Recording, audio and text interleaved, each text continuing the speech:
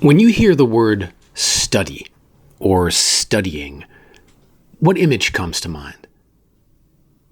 Is it something like this? A cramming, Red Bull guzzling college student pulls an all-nighter before a big exam. Then, when the exam is over, he gleefully forgets everything he learned, preferably in a fog of beer, clearing the slate of his brain for the next subject.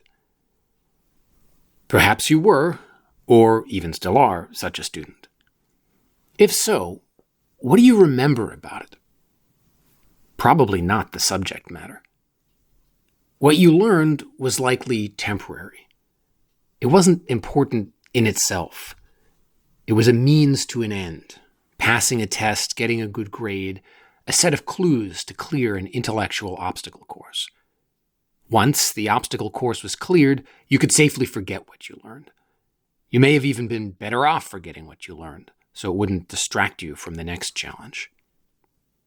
This kind of studying equals cramming does have its uses. I don't mean to disparage it entirely. The world we live in, like it or not, really is full of all kinds of intellectual obstacle courses that we need to clear in order to prove to others and ourselves that we are competent human beings. But cramming has problems, at least 3 big ones. 1. These days, college and final exams are rarely the end of us having to learn new things. It was fine to exhaust ourselves sprinting for a few years when we were young students, but in our future-shocked world, we have to keep doing it again and again throughout our careers just to keep up with our changing fields. Or, as more and more of us do, we completely change fields and have to retrain, maybe more than once over the course of our lives. How do we sustainably pace ourselves to keep learning? College-style cramming will burn us out. 2. How do we learn things to really retain and deeply assimilate them for use in real life, not just to pass a test or gain a credential? If I'm studying French, I don't want just to get a good grade. I don't even just want to know French in some abstract, quizzical way. I want to be able to use French, to speak and understand the language and use it in real-world situations. The same holds for a new technology or technique. How do you transform knowledge into skill, or something even deeper than skill? From something you regurgitate consciously for quizzes into something that's part of you, an automatic reflex, maybe even part of your character. 3. Finally, is it possible to look at study not as a means to an end, but as an intrinsic good in itself, something to be valued and enjoyed apart from any practical value? Some of us had the opportunity to study completely useless subjects in college, like art history and philosophy, the liberal arts, beautiful and useless. Is it possible to do that again without the pressure of exams and despite the pressure of the rat race of real life? Over the years, I've come up with a set of practices and mindsets for myself to address these 3 deficiencies of study equals cramming. I call it the study habit. You've probably heard the term study habits, plural, applied to various techniques on how to study more efficiently in an academic setting. Well, those can be useful, but the study habit, singular and title case, is singularly focused on how to make study a habit at all when you're not in an academic setting. A lifelong habit. It's about treating study as something like diet or exercise, where the main problem is not finding some trick to do it more efficiently, but how to trick yourself into doing it at all, regularly and sustainably, without and despite external pressure. Step 1 is simply seeing study in this way, reframing what study is in your mind. It's a little like CBT, cognitive behavioral therapy. I'm sure you've all heard of this. The cognitive part is simply telling yourself a different mental story about what study is. The behavioral part is the practices themselves, what you do. These two components, the cognitive, mental story on the one hand, and the concrete behaviors on the other, support each other in a virtuous cycle. The cognitive part can be hard to do, since we're so accustomed to studying equals cramming. I mentioned the 3 problems with this view, but it can help to reframe them by flipping the problem statements into positive expressions, 3 good kinds of study to strive for. I call these 3 positive expressions 1, continuous study, 2, improving study, and 3, contemplative study. I'll talk about each of them in turn, then I'll talk about the common techniques, the behaviors I use to approach them all. 1, continuous study. This is basically the same kind of cramming you used to do in college, but with the crucial recognition that you're going to have to keep doing it throughout your life to keep up with the cruel taskmaster known as progress. It doesn't have to be about work-related subjects, but for many of us, work makes something like this non-optional. I work in technology, and tech knowledge has a disturbingly short half-life. Frankly, it's exhausting sometimes just trying to keep up. But I have to, because it's my job, and that means I need to carve out time for professional learning at the cost of pushing aside other more immediately pressing tasks. That's not easy to do, because though it's long-term critical that I keep up, no one is ever short-term breathing down my neck to do it, as they are with other things. So I need a system to help me do this, or it won't get done, and I'll be in slowly mounting trouble, or at least slowly mounting panic. Technology may be extreme, but many fields are like this today. You have to keep learning just to tread water, never mind get ahead.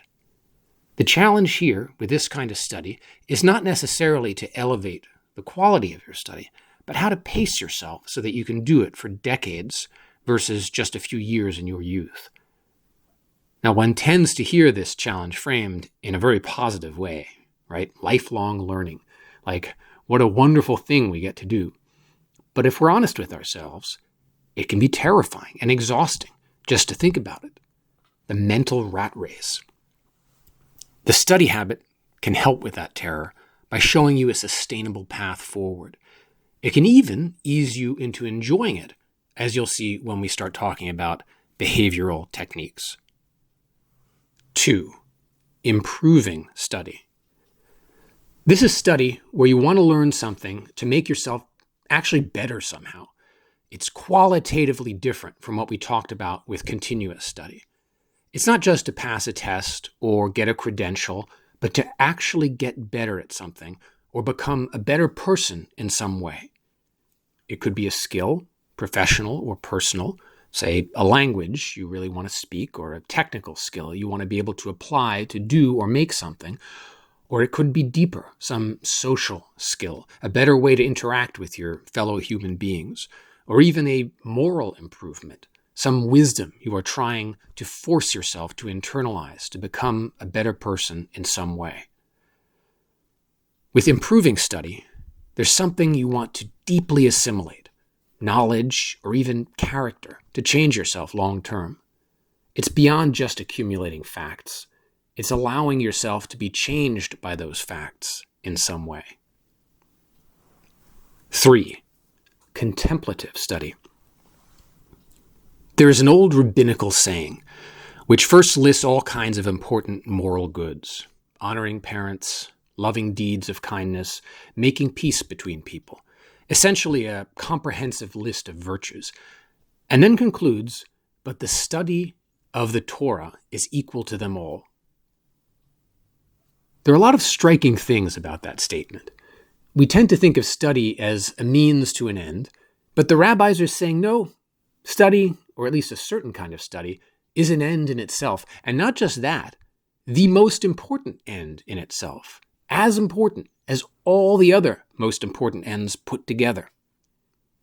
Now, I don't want to get into whether it is literally true that reading a book is more important than not beating up your mother. But what I find personally valuable about this statement is that it jolts me into realizing that study can be an important and meaningful virtue or experience in itself, apart from any goal beyond it. And apparently, according to some interpretations at least, the word Torah, in this sense, has both a narrow meaning, the actual books of the Torah, the 5 books of Moses, and a wider meaning, anything that is approached with a certain seriousness, like the book of nature, as the theologians used to refer to the natural world, that other book that God had written. Really anything, any subject. It's the attitude and approach that is decisive, not the particular subject matter. Any subject can be approached in this study of Torah way. I find this idea very attractive, not because I want to diminish the idea that there is great wisdom in particular texts, but because I find the idea that wisdom is also hidden in plain sight all around us, if only we look in the right way, very appealing. Everyone today is familiar with the benefits of meditation. In a way, this kind of study is next door to it. You can think of it as meditative study, contemplation of a text. In the Bible, you'll actually see the word meditate used in this sense. In his law doth he meditate day and night. And though meditation, like contemplative study, has a religious pedigree, I mentioned the Jewish tradition, but many religious traditions have their version of it. The Roman Catholic Lectio Divina is a kind of mix of prayer and reading. Contemplative study doesn't have to be an explicitly religious practice. It's the attitude and approach. You can see this easily with literature and the arts, aesthetic contemplation. People in the 19th century almost explicitly made a religion of art. Art pour l'art, right? Wagnerians reverentially contemplating the Gesamtkunstwerk in a trance-like state. But this isn't limited to the humanities. For example, although on the surface it seems completely different, think of what they call blue sky scientific research and the impulse behind it, where scientists pursue basic scientific questions with no obvious applied or practical value, simply out of curiosity and wonder and awe at the universe. There's no point beyond the science. The science itself is enough. Okay, so we've got it. The 3 non-cramming study habit studies. 1, continuous study. 2, improving study. And 3, contemplative study. There can be, and often is, overlap between these 3, and to such a degree that they're even hard to distinguish. But this is a good thing. This is what you're going for. Because there is also a kind of qualitative gradation from one to the other. Contemplative study is deeper and more satisfying than improving study, and both are qualitatively better than mere continuous study. Now, that doesn't mean that the lower kinds of study are not useful and necessary in themselves, but to the degree that you can elevate what starts out as one to a deeper kind, it's something you should strive for, or at least embrace when it happens, because it will help on all levels. It will help on the level of mere facts, quizzable fact retention, if you use those facts to improve yourself, and help on the level of improvement if you can set aside ulterior ambitions and contemplate and delight in those facts to bring it full circle. It will even help on the level of contemplative bliss if you never would have gotten started without the initial impetus of, shit, I've got that certification coming up. Hitching contemplative study to externally motivated continuous study, say by signing up for a course or credentialing exam, is a great way to make something important also seem urgent and force yourself to get started with it. One thing the 3 studies always have in common is that they require steady, regular, habitual application. And because of that, a single habit structure or set of behaviors can help you with any or all 3 of them. Because I've gone on for a good long time already, and I have a fair amount to say about these behaviors, I'm going to save that for the next episode, which I promise I won't take too long to get out. That's all for now. Thanks for listening.